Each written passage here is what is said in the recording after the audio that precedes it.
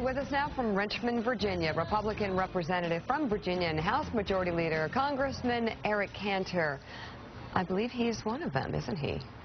What, you mean one of the young guns? Yes. One of the weightlifters? You and Paul? Are there any pictures of you lifting weights like there are of Paul? Eric? He's pretty strut. No, I can assure you not.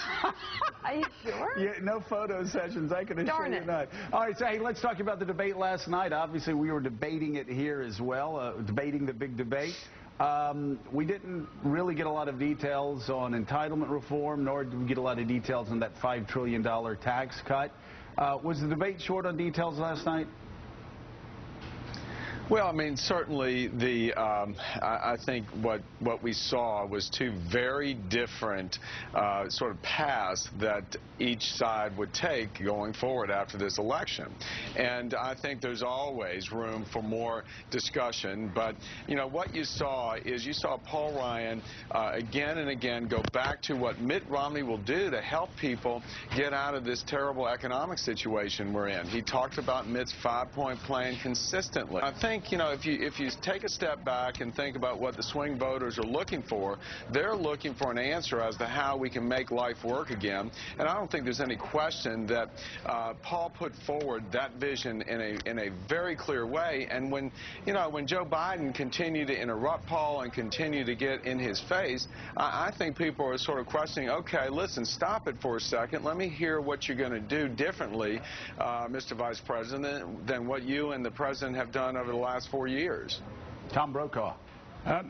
Congressman, one of the things that I'm struck by on your side is the fact that both Governor Romney and Congressman Ryan say we are not going to make any cuts in the defense budget. It is the largest single piece of the federal budget, and I don't know any chief petty officer or master sergeant, for that matter, who wouldn't say, look, there are some ways to find some savings here without diminishing in any way our capacity to protect the national security of the United States. Is it completely off the table? And if it is, how do you ever get to the deficit reduction that you need to without making some of the trims and making it more efficient? No, Tom, it's never been completely off the table, and it's just not an accurate statement. We have always said that everything should be on the table, and I, for one, would never say you can defend every dollar and cent being spent at the Pentagon. But what we do know right now is the question before us is this looming sequester, and that has serious implications so far as our ability as Americans to be seeming a global power, because if that sequester hits, I don't think there's any question that we'll have to rethink that. We've got a perspective right now. It's three-pronged. It's the China Sea, it's the Gulf, where most of our assets are, and it's our homeland. And if this sequester hits, we're going to have to seriously rethink the ability to have a presence and be able to maintain that perspective. And you also see, back that most voters are looking at, the sequester is going to mean a lot of job losses. And I can tell you here in Virginia, 19% of our jobs come from the Defense Department and the defense industrial establishment, especially up around Washington and northern Virginia suburbs and the Hampton Roads area, where you've got the largest naval base in the world. So again, this is the question I think most voters are looking for, is where are the solutions there to avoid the sequester but do it in a responsible way. Majority Leader, it's Willie Geist. It's good to see you this morning. You've said before that you will not raise taxes on any American.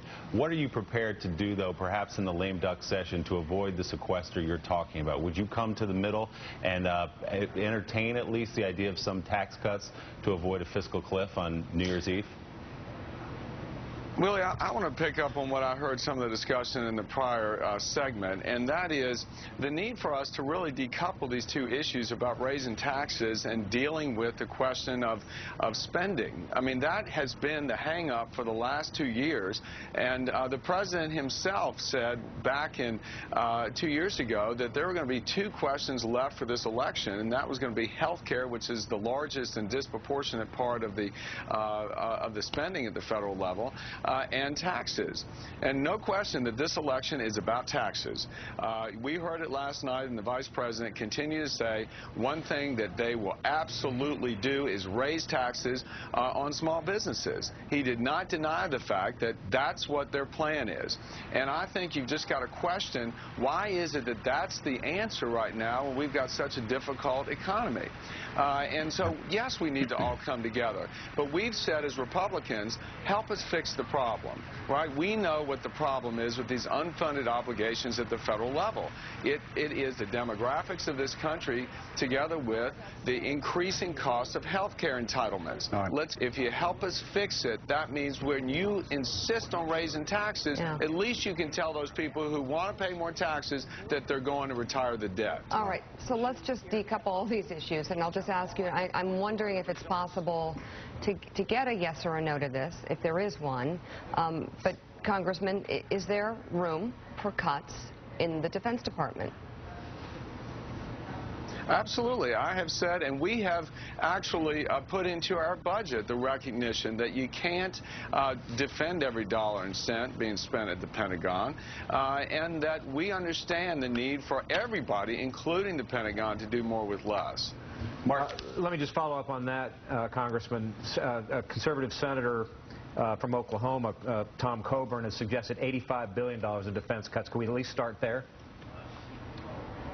Again, I'm not so sure where Tom Coburn comes up with that number, but what I can say is let's look at the mission we want our Defense Department to support, make sure the men and women in the field have what they need and our weapon systems are appropriate for the threat that we face today. That's the discussion that we're having at the policy level, and the spending's got to be commensurate with today's threat, not that of decades ago.